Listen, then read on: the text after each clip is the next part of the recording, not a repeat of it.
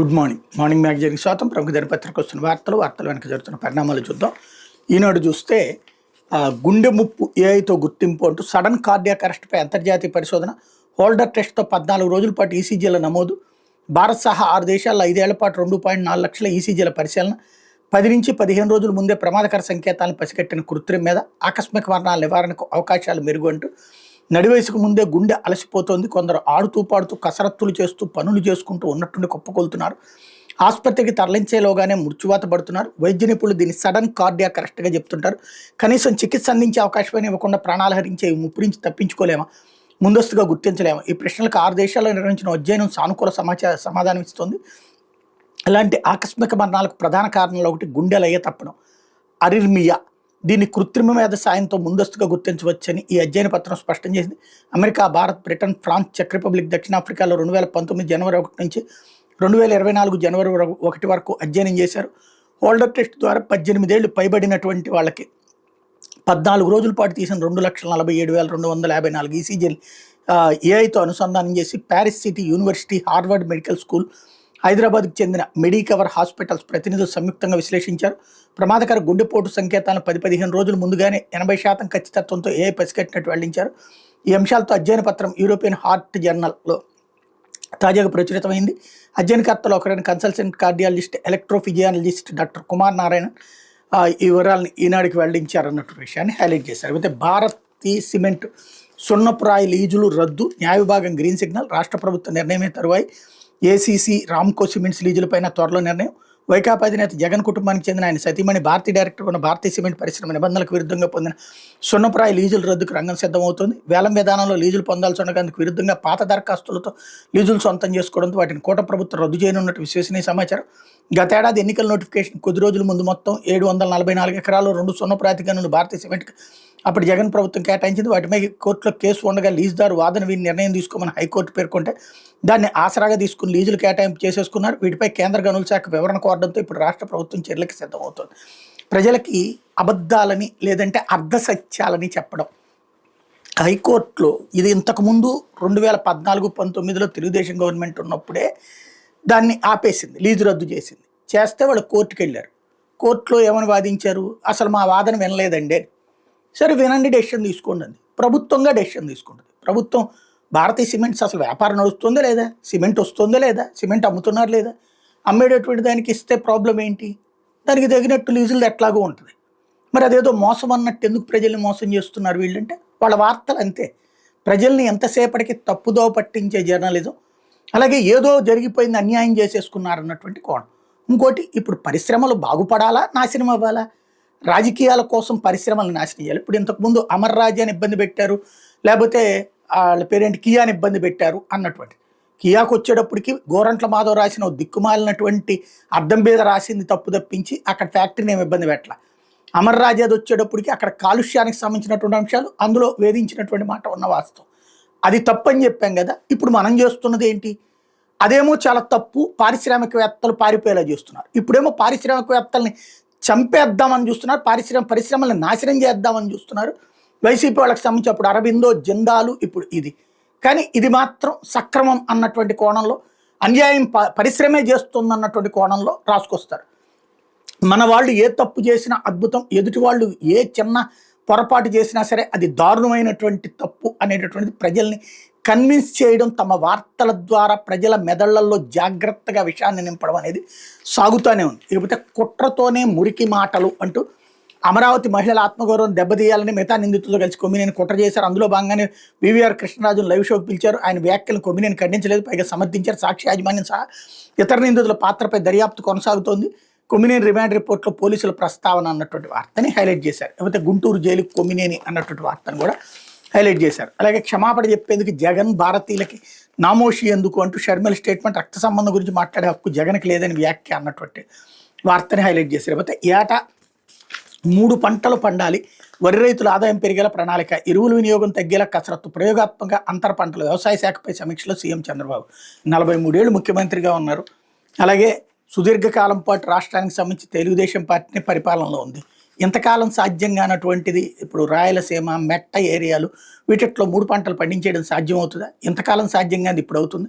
కాకపోతే ఒక feel good factor అనమాట. తన ఉపన్యాసాల ద్వారా, పేపర్ల వార్తల ద్వారా తీసుకొచ్చేటటువంటి ప్రయత్నం జరుగుతుంది. లేకపోతే పోలీసులకి పూర్తి స్వేచ్ఛ ఇస్తున్న 100% మార్పు తీసుకురండి, మహిళలపై నేరాలకు పాల్పడాలంటే భయపడాలి, అనంతపురం ఘటనపై సీఎం చంద్రబాబు సమీక్ష, నిందితులకు శిక్ష పడేలా చూడాలని ఆదేశం, మహిళలపై నేరాలకు పాల్పడితే కఠిన శిక్షలు తప్పని హెచ్చరిక పంపేలా పోలీసులు వ్యవహరించాలి, నేరం చేయాలని ఆలోచన రావడానికి భయపడే పరిస్థితి తీసుకురావాలి, రాష్ట్రంలో ఏ మూల మహిళపై నేరాలు జరిగిన కఠినంగా వ్యవహరించాలి ముఖ్యమంత్రి చంద్రబాబు అధికారులను ఆదేశించారు. వైకాపా ప్రభుత్వంలో 5 ఏళ్ల పాటు నేరగాళ్లపై నియంత్రణ లేకుండా పోయిందని, గంజాయి మాదక ద్రవ్యాలకు అలవాటు పడి చట్టం అంటే లెక్కలేంతనంతో వ్యవహరించడానికి కొందరు అలవాటు పడ్డారని పేర్కొన్నారన్నట్టు. వీళ్ళదే ప్రభుత్వంలో ఎవడన్నా నేరం చేసినా అప్పుడు ప్రభుత్వందే తప్పు, అప్పుడు ప్రభుత్వంలో చేస్తే కూడా వాళ్ళదే తప్పు. అదొక విచిత్రమైనటువంటి ఒక స్ట్రాటజిక్ గేమ్ అనమాట, మైండ్ గేమ్ అలా నడుపుతూ ఉంటారు. రెండోది అంటే పోలీసులకు పూర్తి స్వేచ్ఛ ఎవరు ఆపారు? ఇప్పుడు ఎవరు తీసేసుకున్నారు వాళ్ళని? మనం తెనాలి పోలీసులు రోడ్డు మీద పడేసి కొట్టారు కదా, మరి వీళ్ళని ఎందుకు కొట్టట్లేదు? ఇప్పుడు అత్యాచారాలు ఇప్పటికి 180 190 నమోదైనవి ఈ ఏడాది కాలంలో. అత్యాచారాలు కావచ్చు, లేకపోతే కనుక హత్యలు కావచ్చు, వాళ్ళందరినీ ఎందుకు కొట్టలేదు ఇట్లాగా నడి రోడ్డు మీద? అప్పుడు కదా ప్రజలకు సంబంధించి ఒక భరోసా వచ్చేది, నేరస్తుడికి కొంత భయం జరిగేది.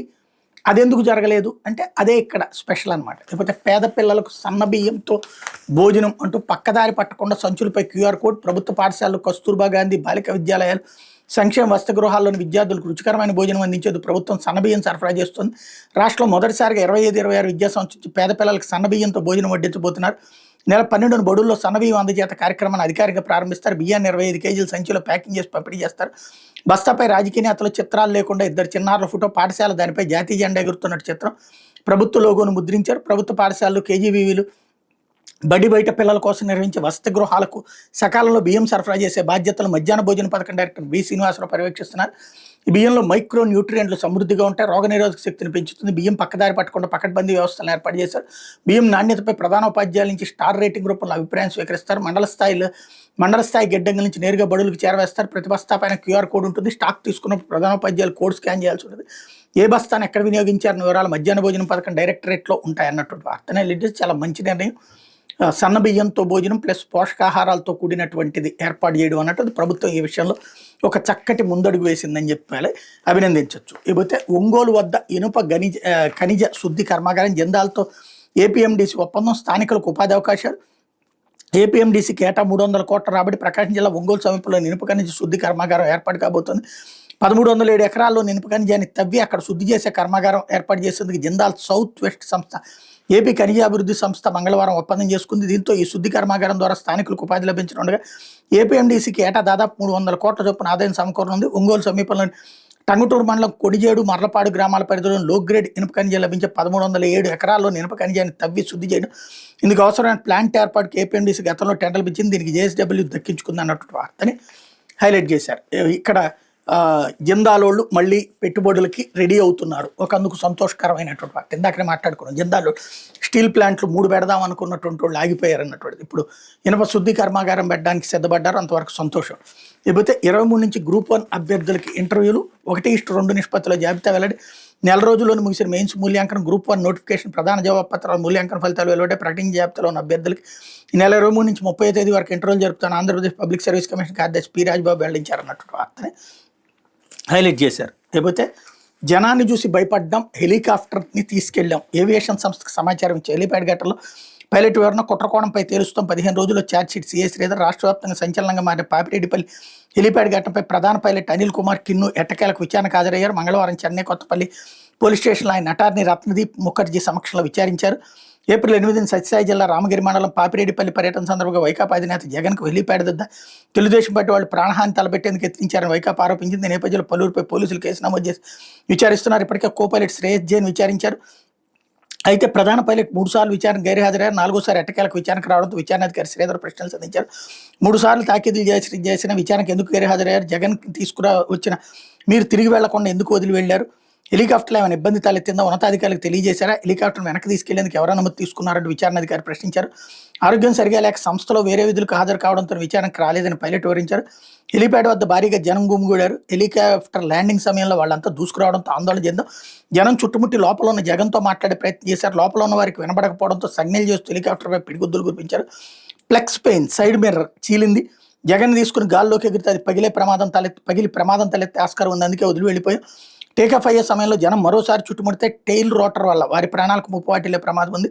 ఏవియేషన్ సంస్థకు సమాచారం అందించి వారి ఆదేశం అథారిటీతోనే జగన్ వదిలి హెలికాప్టర్ వెనక్కి తీసుకెళ్లామని అనిల్ కుమార్ కిన్ను విచారణాధికారికి వివరించారు. అలా వెళ్ళినప్పుడు మీ ప్రమాదం జరగదని సీఏ ప్రశ్నించగా తాను ముందు భాగంలో కంఫర్ట్ జోన్లో ఉంటామని తెలిపారు. మినిమం ఎక్విప్మెంట్ లిస్టు హెలికాప్టర్ను కంపల్సరీ టేకాఫ్ చేయవచ్చన్నారు. ఉదయం 11:20 నుంచి 2:20 వరకు పైలట్ని విచారించారు. ఇప్పుడు మరి ఎవరు చెప్తారు? ఇది ఓపెన్ కదా, హెలికాప్టర్ ప్రమాదానికి అక్కడ గురైంది అన్నటువంటిది, జనం ఎగబడ్డారు అన్నటువంటిది, పోలీస్ ఫెయిల్యూర్ అన్నటువంటిది.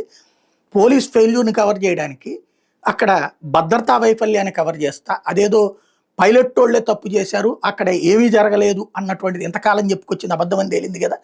ఇప్పుడు వైసీపీ కార్యకర్తలు ఎగబడి వచ్చారు, వాళ్లే తప్పు చేశారు అన్నటువంటి కోణంలో వార్తలు రాసుకురావడం, లేకపోతే ఎఫ్ఐఆర్లు కట్టడం, అంటే మోసం చేయడమే కదా పబ్లిక్ని జరిగిపోతుంది. మనకి రాష్ట్రంలో ఇవాళ పరిస్థితి ఏంటయ్యా అంటే తప్పుని ఒప్పుగా, ఒప్పుని తప్పుగా చిత్రీకరించేందుకు చేతిలో ఉన్న వ్యవస్థల్ని ఎలా వాడాలి అన్నటువంటిది బహిరంగంగా జరుగుతున్నటువంటి వ్యవహారం.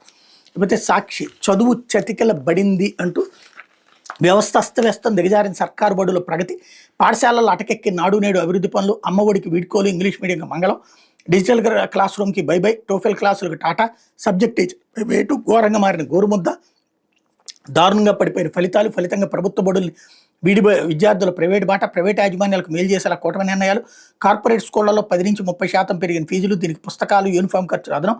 రాష్ట్రంలో 13,000 ప్రైవేట్ స్కూళ్లలో ఇదే పరిస్థితి. పిల్లల చదువులపై తల్లిదండ్రులు తీవ్ర ఆందోళన. విజయనగరంలో నారాయణ స్కూల్లో గత ఏడాది 3వ తరగతికి స్కూల్ ఫీజు 48,000, పుస్తకాలకి 7,500, రిజర్వ్ నగదు 1,000 రూపాయలు, మొత్తం 56,500 వసూలు చేశారు. ఏడాది స్కూల్ ఫీజును 55,000 చేశారు. పుస్తకాలకు 8,500 కట్టించుకున్నారు. రిజర్వ్ నగదు 1,000తో కలిపి 59,500 వసూలు చేస్తున్నారు. ఇదే స్కూల్లో నేడు 4వ తరగతి స్కూల్ ఫీజు 50,000, పుస్తకాలకు 8,500, రిజర్వ్ నగదు 1,500, మొత్తం 60,000 తీసుకున్నారు. నేడు స్కూల్ ఫీజును 60,000కు పెంచారు, పుస్తకాలకు 9,500 తీసుకున్నారు అంటూ ఇట్లాగా ప్రైవేటు విద్యా సంస్థల ఫీజులతో దోచేస్తుంటే ప్రభుత్వం ఏం చర్యలు తీసుకోవట్లేదు అన్నది హైలైట్ చేశారు. ಮತ್ತೆ అధైర్యపడద్దు, అండగా ఉంటామంటూ రైతులు, రేషన్ వాహనాల డ్రైవర్లకు వైఎస్ జగన్ భరోసా. తాడేపల్లిలో వైఎస్ఆర్సీపీ అధినేతను కలిసి కోడి వెళ్లబోసుకున్న బాధితులు, పంటలకు గిట్టుబాటు ధర లేదని వాపోయిన అన్నదాతలు, ప్రభుత్వం దృష్టికి తీసుకువెళ్లినా ప్రయోజనం లేకపోయిందని ఆవేదన.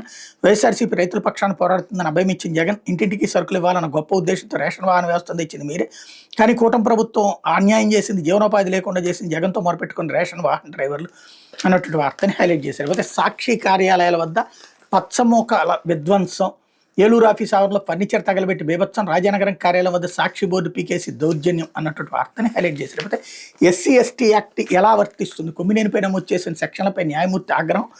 ఎస్సీల గురించి మాట్లాడకుండా యాక్ట్ పెట్టేస్తారు, గతంలో మెమో జారీ చేసిన మీ వైఖరిలో మార్పు లేదంటూ డీఎస్పీపై ఆగ్రహం. ఈ కేసులో మీకు ఎస్పీకి మెమోకు జారీ చేస్తా. ఎస్సీ/ఎస్టీ యాక్ట్ 356 సబ్సెక్షన్ 2 సెక్షన్ తొలగించాలని ఆదేశం. కొమ్మినేని 14 రోజులు రిమాండ్, గుంటూరు జైలుకి తరలింపు అన్నటువంటి వార్తని హైలైట్ చేశారు. ఏదైతే సీనియర్ జర్నలిస్ట్ కొమ్మినేని శ్రీనివాసరావుపై ఎస్సీ/ఎస్టీ యాక్ట్ ఏ విధంగా కేసు నమోదు చేస్తారు గుంటూరు జిల్లా మంగళగిరి అదనపు junior civil judge incharge K Suresh Babu తీవ్ర అభ్యంతరం వ్యక్తం చేశారు. అసలు ఆ సెక్షన్ ఎందుకు పెట్టారని తుళ్ళూరు డిఎస్పీ మురళీకృష్ణపై ఆగ్రహం వ్యక్తం చేశారు. ఆ డిబేట్లో అసలు ఎస్సీ/ఎస్టీల గురించి చర్చ జరగనప్పుడు ఆ చట్టం కింద కేసు ఎలా పెడతారని ప్రశ్నించారు. ఫిర్యాదుదారు ఎస్సీ అయినంత మాత్రం కేసు పెట్టేస్తారా? అసలు ఈ చట్టం కింద కేసు నమోదు చేసేటప్పుడు దర్యాప్తు అధికారికి డిఎస్పీ స్థాయి అధికారిని ఎందుకు పెడతారో తెలుసా?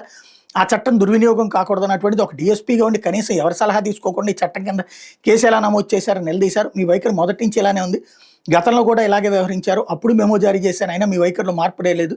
ఈ కేసు విషయంలో మీకు ఎస్పీకి మెమో జారీ చేస్తాను.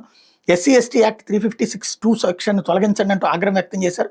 సాక్షి టీవీలో కొమ్మినేని శ్రీనివాసరావు తన పేరుతో నిర్వహిస్తున్న చర్చా కార్యక్రమం ఒక విశ్లేషకుడు అమరావతి రాజధానిపై చేసిన వ్యాఖ్యల నేపథ్యంలో కొమ్మినేనిపై BNS 79, 196 subsection 1, 353 subsection 2, 299, 356 subsection 2, 61, 1, 67 IT act, ఎస్సీ/ఎస్టీ act కింద కేసు నమోదు చేసి అరెస్ట్ చేశారు. మంగళవారం ఆయన పోలీసులు కోర్టులో ప్రవేశపెట్టారు. సందర్భంలో న్యాయమూర్తి పోలీసులు తీరును తీవ్రంగా తప్పుపట్టారు.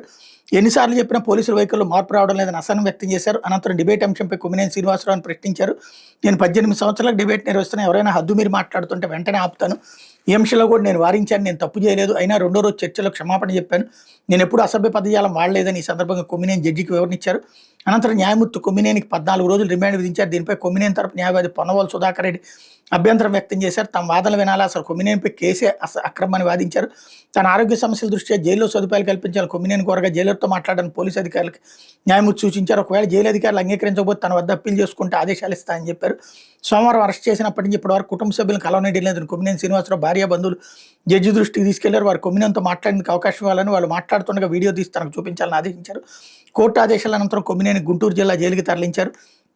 అంతకుముందు కొమ్మినేని శ్రీనివాసరావు గుంటూరు జీజీహెచ్లో డాక్టర్లు వైద్య పరీక్షలు నిర్వహించారన్నట్టు వార్తని హైలైట్ చేశారు. లేకపోతే వీళ్ళ మహిళల గౌరవాన్ని కాపాడేది అంటూ జగన్ స్టేట్మెంట్ని ఒకటి హైలైట్ చేశారు. కూటమి ప్రభుత్వం ఏడాది పాలనలో రాష్ట్రంలో మహిళలు చిన్నాలపై జరుగుతున్న అత్యాచారాలు అఘాయిత్యాలను ఎత్తి చూపుతూ మహిళలపై గతంలో చంద్రబాబు బాలకృష్ణ చేసిన వ్యాఖ్యలు, లోకేష్ వ్యవహరించిన తీరును సంబంధించిన వీడియోలను జత చేస్తూ వీళ్ళ మహిళా గౌరవాన్ని కాపాడేదంటూ వైఎస్ఆర్సీపీ అధ్యక్షుడు మాజీ CM Y Jaganmohan Reddy CM Chandrababu ఆగ్రహం వ్యక్తం చేశారు. మహిళల గౌరవం కాపాడడం అనే ముసుగులో కూటమి నేతలు రాష్ట్ర వ్యాప్తంగా సాక్షి మీడియా కార్యాలయాలపై చేస్తున్న దాడులు, సీనియర్ జర్నలిస్ట్ కొమ్మినేని అరెస్టును ఖండిస్తూ ఎక్స్లో మంగళవారం ఆయన పోస్ట్ చేశారు అంటూ, అందులో అది రాజకీయ దురుద్దేశంతో జరిగిన అరెస్టు, హామీ ఇచ్చిన భద్రత ఇదేనా అన్నటువంటి వార్తని హైలైట్ చేశారు. అయితే తెనాలిలో నడి రోడ్డుపై పోలీసుల చర్య అనాగరికం, బహిరంగంగా కొట్టడం పెద్ద తప్పు, చట్టాన్ని చేతుల్లోకి తీసుకోవడం తగదు. ఈ విషయాన్ని ఎల్లో మీడియా వక్రీకరించడం బాధాకరం. తిమ్మిని బమ్మిని తిమ్మి చేయడంలో ఎల్లో మీడియా దిట్ట అంటూ మాజీ సిఎస్ ఐవైఆర్ కృష్ణారావు స్టేట్మెంట్ ఇక్కడ హైలైట్ చేశారు. అయితే ఐస్ మంటలు అంటూ లాస్ ఏంజల్స్లో మరింత చెలరేగిన ఆందోళనాగ్ని, దావానాల ఇతర నగరాలకు వ్యాపిస్తున్న నిరసన జ్వాలలు, రణరంగాన్ని తలపిస్తున్న అమెరికాలోని రహదారులు, నిరసన జ్వాలల్ని బుల్లెట్ల వర్షంతో ఆపేస్తామన్న ఆ దేశ అధ్యక్షుడు ట్రంప్ అన్నటువంటి వార్తని హైలైట్ చేశారు. అయితే సేవ్ ఉమెన్ సేవ్ ఆంధ్ర అంటూ రాష్ట్ర వ్యాప్తంగా వైఎస్ఆర్సీపీ మహిళా విభాగం నిరసనలో ఆందోళనకు స్వచ్ఛందంగా తరలి వచ్చిన మహిళలు, అంబేద్కర్ విగ్రహాలకు వింతపత్రాల సమర్పణ, హోంమంత్రి వెంటనే రాజీనామా చేయాలంటూ నినాదాలు అన్నటువంటి వార్తని హైలైట్ చేశారు. లేకపోతే ఇడ్లీ పిండి కూడా షాపు నుంచే అన్బ్రాండెడ్ హవా, ఇడ్లీలు దోశల వంటి అల్పాహారానికి కావాల్సిన పిండిని ఇంట్లోనే తయారు చేసుకుంటే ఇప్పుడు అలా కాకుండా దుకాణం నుంచి కొని తెచ్చుకునే వారి సంఖ్య పెరిగింది. రెడీమేడ్ పిండి కొనుక్కోవడం ఎప్పటి నుంచో ఉంది. ఇదేం కొత్త విషయం కాదంటారు. నిజమే, రుబ్బిన పిండి వంటి రెడీ టు కుక్ మిశ్రమాలకు గడిచిన 2 ఏళ్లలో కొత్తగా 1.8 కోట్ల కుటుంబాలు కొనుగోలు చేయడమే ఇక్కడ సరికొత్త విషయం. అంతర్జాతీయ పరిశోధనా సంస్థ కాంటార్ ఎఫ్ఎంసీజీ పల్స్ నివేదికలో ఇలాంటి అనేక ఆసక్తికర విషయాలు వెల్లడైనాయి అన్నటువంటి వార్తని హైలైట్ చేశారు. లేకపోతే గిరిజన గురుకుల అవుట్సోర్సింగ్ టీచర్ల సమస్యను పరిష్కరించండి, ఏపీ ప్రభుత్వానికి జాతీయ ఎస్టీ కమిషన్ ఆదేశం. మెగా డిఎస్సీ నుంచి 1143 పోస్టులు మినహాయించండి, కాంట్రాక్ట్ పద్ధతిలోకి మార్పు చేసి ఉద్యోగ భద్రత కల్పించండి. ఆంధ్రప్రదేశ్ గిరిజన గురుకులాల్లో పనిచేస్తున్న అవుట్సోర్సింగ్ టీచర్ల సమస్య పరిష్కరించాలని కూటమి ప్రభుత్వానికి జాతీయ ఎస్టీ కమిషన్ ఆదేశించి విషయం మీద విచారణ చేపట్టిన కమిషన్ సభ్యుడు హుస్సేన్ నాయక్ సోమవారం ఏపీ ప్రభుత్వానికి పలు సూచనలు చేస్తూ తీర్పిచ్చారు. రాష్ట్రంలో 190 గిరిజన సంక్షేమ గురుకుల విశ్వవిద్యాలయాలలో 1659 మంది ఉపాధ్యాయులు అవుట్సోర్సింగ్ పద్ధతిలో పనిచేస్తున్నారు. వాళ్ళని కాంట్రాక్ట్ విధానంలోకి మార్చి ఉద్యోగ భద్రత కల్పిస్తామని కూటమి నేతలు చంద్రబాబు, లోకేష్, పవన్ కళ్యాణ్, గుమ్మిడి సంజయరాణి ఎన్నికల ముందు హామీలు గుప్పించారు. తీరా అధికారంలోకి వచ్చిన కూటమి ప్రభుత్వం డిఎస్సీ ద్వారా గిరిజన గురుకులాల అవుట్సోర్సింగ్ పోస్టులకు ఎసరబెడుతూ ఆ పోస్టులను డిఎస్సీ నోటిఫికేషన్లో చూపించడంతో వాళ్ళంతా ఉద్యోగం కోల్పోయి రోడ్డును పడే పరిస్థితి ఏర్పడింది. దీంతో ఆందోళన చెందిన అవుట్సోర్సింగ్ టీచర్లు తమను డిఎస్సీ నుంచి మినహాయించాలని, కాంట్రాక్ట్ విధానంలోకి మార్పు చేసి ఉద్యోగ భద్రత కల్పించాలని ముఖ్యమంత్రి పవన్ కళ్యాణ్, మంత్రులు లోకేష్, గుమ్మిడి సంజయరాణితో పాటు అధికారులకు అనేక పర్యాయాలు కలిసి వినతులు అందించారు. ఫలితం లేకపోవడంతో ఏడాది ప్రారంభంలో దాదాపు 46 రోజుల పాటు నిరవధిక సమ్మె చేపట్టారు. అయినప్పటికీ ప్రభుత్వం స్పందించబడుతూ జాతీయ ఎస్టీ కమిషన్ ఆశ్రయించారు. దీనిపై కమిషన్ విచారణ చేపట్టింది. 3 వాయిదాలకు రాష్ట్ర ప్రభుత్వం నుంచి ఎవరు విచారణకు హాజరు కాకపోవడంతో కమిషన్ సోమవారం తీర్పునిచ్చింది. గిరిజన అవుట్సోర్సింగ్ న్యాయపరమైన డిమాండ్లను అమలు చేయాలంటూ కూటమి ప్రభుత్వాన్ని ఆదేశించింది. ఇతర శాఖల్లో లేని విధంగా గిరిజన అవుట్సోర్సింగ్ పోస్టులు డిఎస్సీలో చూపించడం సరికాదని కమిషన్ అభిప్రాయపడింది. వాళ్ళని డిఎస్సీ నుంచి మినహాయించి కాంట్రాక్ట్ పద్ధతిలో మార్పు చేసి ఉద్యోగ భద్రత కల్పించాలని ఆదేశిస్తూ జాతీయ ఎస్టీ కమిషన్ తీర్పు చెప్పింది అన్నట్టు వార్తని హైలైట్ చేశారు. లేకపోతే ఆంధ్రజ్యోతి ఎమ్మెల్యే సారు తగ్గాలి మీరు అంటూ వైసీపీ నేతలే ఆదర్శంగా దందాలు, అరాచక పాలన అంతమై సరిగ్గా ఏడాది కూటమి సర్కారు కొలువుదీరి రేపటితో సంవత్సరం అవుతోంది. భూదందాలు, ఇసుక మాఫియా, మట్టి దోపిడీ, వెంచర్లు వేస్తే వాటాలో అవకాశాలు వెతికి మరీ ముడుపులు పిండిన ఎమ్మెల్యేల గత ముగిసింది. కానీ మేము మాత్రం తక్కువ అని కూటమి ఎమ్మెల్యేలు కొందరు చెలరైపోతున్నారు. అచ్చంగా నాటి వైసీపీ ఎమ్మెల్యేల దందాన్ని తలపిస్తున్నారు. కొన్ని చోట్ల వైసీపీ నేతలే భాగస్వాములుగా చేసుకుని వసూలు కొనసాగిస్తున్న నియోజకవర్గాలను బంధుమిత్రులకి, కుటుంబ సభ్యులకి అప్పగించేశారు. ఏడాదిలోనే ఆయా శాసనసభ్యులు వ్యతిరేకత మూట కట్టుకున్నారు. పరిస్థితి మారకపోతే వాళ్ళకే కష్టమని, కూటమి ప్రభుత్వానికి కష్టమని విశ్లేషకులు హెచ్చరిస్తున్నారు. కొత్త సర్కారు కొలువుదీరి ఏడాది అయిన సందర్భంగా ఆ ఎమ్మెల్యేలు తీర్పే ఆంధ్రజ్యోతి అందిస్తున్న విశ్లేషణాత్మక కథనం అన్నటువంటి వార్తని హైలైట్ చేశారు. అప్పట్లో ఎమ్మెల్యేలకి ఇసుక తినడానికి అవకాశం లేదు, మద్యం తినడానికి అవకాశం లేక జగన్ మీద వాళ్ళు ద్వేషం పెంచుకున్నారు. అది ఓపెన్గా ప్రజలందరూ చూశారు. అలాగే సంక్షేమ పథకాల విషయంలో ఎప్పుడూ ఏ ఎమ్మెల్యే జోక్యం చేసుకోలేదు. అట్లా చేసుకోనివ్వకుండా వాలంటీర్ సిస్టమ్ వచ్చింది. అట్లాగే ప్రభుత్వ పనుల్లో ఏ ఎమ్మెల్యే జోక్యం చేసుకోలేదు, ఎందుకంటే డైరెక్ట్గా ఉంది. ఇంకోటి పోనీ ఏ ప్రభుత్వ కాంట్రాక్ట్లో తినడానికి కాంట్రాక్ట్లు ఇవ్వలేదని మనమే రాసాం వార్తలు. మరి వాళ్ళు ఎట్టా తింటారు? మమ్మల్ని తిననివ్వలేదు మొర్రో అని చెప్పి అప్పుడున్న ఎమ్మెల్యేలందరూ జగన్ మీద తిరగబడి జగన్ నాశనంలో పాత్ర వహిస్తే అప్పుడు తిన్నారు, దాన్ని ఇప్పుడు తింటున్నారు, ఇప్పుడు కూడా వాళ్ళ ధోరణిని అనుసరిస్తున్నారని అబద్ధాలు రాయడం ఎందుకు? ఇప్పుడు ఎమ్మెల్యేలు అడ్డదిడ్డంగా చేస్తున్నారు. ఆ చేస్తున్న విషయాలు రాసేటప్పుడు మళ్ళీ అది కోపం రానియకుండా అయ్యో వైసీపీ వాళ్ళ బాటలోనే అనేటటువంటి ఒక దిక్కుమాలినటువంటి కవరింగ్ అనమాట ఇది ఇక్కడ వీళ్ళు చేసుకొచ్చేటటువంటి. లేకపోతే దేశంలో పడిపోతున్న జననాల రేటు భర్తీ రేటు కన్నా తక్కువగా నమోదు, ఆర్థిక పరిస్థితుల వల్ల పరిమిత కుటుంబం స్థిరంగా కొనసాగుతున్న యువత జనాభా, పనిచేయదగిన వారు 68% మంది, వృద్ధులు 7%, దేశ జనాభా 146 కోట్లు, వచ్చే 40 ఏళ్లలో 170 కోట్లకు, ఆ తర్వాత క్రమేణా తగ్గుదల, ఐక్యరాజ్య సమితి ప్రపంచ జనాభా నివేదిక 2025లో వెల్లడన్నటువంటి వార్తని హైలైట్ చేశారు. లేకపోతే పక్కాగా ఖరీఫ్ ప్రణాళిక అంటూ ముందే సాగునీరు విడుదల, 24 గంటల బ్యాంకు రుణాలు, ఉపాధి నిధులతో గట్టల వెడల్పు, వరిలో సన్న రకాల ప్రోత్సహించాలి, సాగు పరిజ్ఞాన విధానాలపై అన్నదాతలకు అవగాహన పెంచాలి, వచ్చే వేసవిలో 5 లక్షల ఎకరాల సాగు సమీక్షలో చంద్రబాబు నిర్దేశం అన్నటువంటి వార్తని హైలైట్ చేశారు. లేకపోతే గనుల ఆదాయానికి గండి, రెవెన్యూ నిర్లక్ష్యంతో మైనింగ్ లీజులకు బ్రేక్, రెవెన్యూ పోరంబోకు పేరిట లీజులు అవి తమ్భూములు అంటున్న అటవీ శాఖ రికార్డు చూసి నిజమేదో తెలిస్తే సత్వర పరిష్కారం, సెటిల్ చేయకుండా చోద్యం చూస్తున్న రెవెన్యూ నిలిచిపోయిన 100 మైనింగ్ లీజులు అంటే ప్రభుత్వానికి మైనింగ్ లీజులు 100 కోట్ల ఆదాయం తెచ్చిపెడితే రెవెన్యూ పోరంబోకు భూములవే లీజులకు ఇస్తారు. ఈ ప్రక్రియలో రెవెన్యూ శాఖ కీలక పాత్ర. ఆ శాఖ నివేదిక ఇచ్చిన తర్వాత లీజు ప్రక్రియను గనుల శాఖ ప్రారంభిస్తే అయితే కొన్ని రకాల భూముల మీద అటవీ శాఖ అభ్యంతరాలు చెప్తున్న దానిపై రెవెన్యూ శాఖ నిర్లక్ష్యం వల్ల వచ్చే కోట్ల ఆదాయానికి గండిపడుతుంది. ఇలా ప్రస్తుతం రాష్ట్రంలో ఆదాయం తెచ్చిపెట్టే 100 మైనింగ్ లీజులు నిలిచిపోయాయి. దీంతో రెవెన్యూ శాఖ తీరు మారదు అనే వ్యాఖ్య శాఖ వర్గాల్లో నిందిస్తుంది అన్నటువంటి వార్తని హైలైట్ చేశారు. అయితే కాకాని టోల్ పాపం బద్దలు అంటూ కృష్ణపట్నం పోర్టులో 40 కోట్ల వసూళ్ల దందా, లారీల అసోసియేషన్ డబ్బీ చేసి సొంతగా లాజిస్టిక్స్ కంపెనీ భారీగా ముందే అద్దె వసూలు, పోర్టు బయట ఏకంగా ప్రైవేట్ టోల్గేట్, వాహనదారుల నుంచి కమిషన్లు, ఆ తర్వాత బాడుగులో 4% బాధులు, ఈ భారం భరించలేక చెన్నై పోర్టుకు తరలిపోయిన కంపెనీలు, ఈ నెల 6న వాహనదారు ఫిర్యాదు, కాకాని 10 మందిపై కేసు, టోల్గేట్ బద్దలైంది, అధికారాన్ని అడ్డుపెట్టుకుని నెల్లూరు జిల్లా కృష్ణపట్నం పోర్టులో మాజీ మంత్రి కాకాని గోవర్ధన్ రెడ్డి ఆయన అనుచరగణం సాగించిన అక్రమ దందా వెలుగులోకి వచ్చింది. పోర్టును ఆదాయ వనరుగా మార్చుకుని బహిరంగ వసూలకు దిగిన విషయం బయటపడింది. వాహనాల రవాణాను చేజిక్కించుకుని అనధికార టోల్గేట్తో 5 ఏళ్లలో 40 కోట్ల వరకు పిండుకున్నట్టు పోలీసు దర్యాప్తులో తేలింది. కాకాని ఆయన అనుచరుల నిర్వాహకాలతో ఎగుమతి దిగుమతుల కంపెనీలు చెన్నై పోర్టుకు తరలిపోయి, దీంతో కృష్ణపట్నం పోర్టు యజమాని కంటైనర్ టెర్మినల్ ఎత్తివేసిందంటూ భలే లింక్ పెట్టారనమాట. అప్పుడు ఏమైపోయింది? ఇదే ఈనాడు జ్యోతి ఎందుకు రాయలేకపోయింది? ఇప్పుడు ఈ నెల 6వ తారీఖున కంప్లైంట్ పెట్టారంటే ఎవరు పెడతారు? ఏడాది తర్వాతన అంటే మనం పెట్టించామన్నటువంటి. కాబట్టి దాన్ని అప్పుడేదో జరిగిపోయింది అన్నటువంటి కోణాన్ని రాసుకొచ్చేటట్టుంది. ఇప్పుడు లాజిస్టిక్స్ పరంగా చూస్తే ప్రతి పోర్టు దగ్గర ఎక్కడ ఎందుకు బెజవాడ రైల్వే స్టేషన్ దగ్గరికి రండి, ఆటోలన్నీ కూడా అక్కడ ఉన్నటువంటి యూనియన్ నాయకుల చేతుల్లో నడుస్తుంటాయి. అది లోకల్గా ఎవరి చేతిలో ఉంటే వాళ్ళ ఆధ్వర్యంలో నడుస్తుంటాయి. వాళ్ళు చెప్పినటువంటి ఛార్జీలు కనుక కట్టకపోతే, అంటే వాళ్ళు 200 అంటే 200, 300 అంటే 300 కట్టకపోతే కనుక ఎవరిని ఏ ఆటోని రానియరు. అది ఏళ్ల తరబడి జరుగుతున్నాయి. లారీలదైనా అదే. ఎక్కడ ఎందుకు మిర్చి యార్డ్ గుంటూరులో ఏం జరిగింది ఆ మధ్యన? అయ్యే కదా జరిగింది. వాటిని తీసుకొచ్చేదో పెద్ద కుట్ర అంటే రాష్ట్రంలోనే కాదు దేశంలో ప్రతి ఒక్కటి కుట్ర కిందకే వస్తుంది. మనం వార్తలు ఎలా కావాలంటే అలా మలుచుకోవచ్చు అన్నటువంటి కాన్సెప్ట్ ఇక్కడ స్పష్టంగా కనబడుతుంది. లేకపోతే గాలి జనార్దన్ రెడ్డి పిటిషన్పై నేడు తీర్పు అంటూ ఓబులాపురం మైనింగ్ కంపెనీ కేసులో దోషిగా తేలిన మాజీ మంత్రి గాలి జనార్దన్ రెడ్డి సహా ఇతరులు దాఖలు చేసిన పిటిషన్పై బుధవారం టీఐ కోర్టు తీర్పు వెలువరించబోతుంది అన్నటువంటి హైలైట్ చేశారు. మేబీ అతన్ని కంపల్సరీగా తీర్పుని కంటిన్యూ చేసేటటువంటి అవకాశం ఉంటుంది, కొట్టేసే అవకాశం ఉండకపోవచ్చు.